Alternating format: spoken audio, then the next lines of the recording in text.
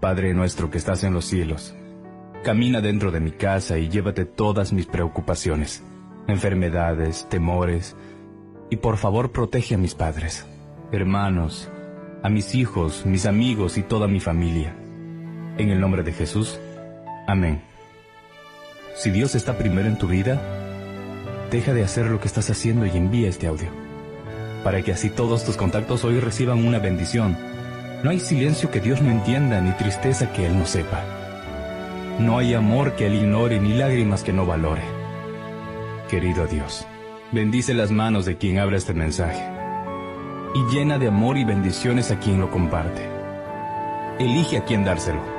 Los ángeles se han enterado que estás luchando por algo.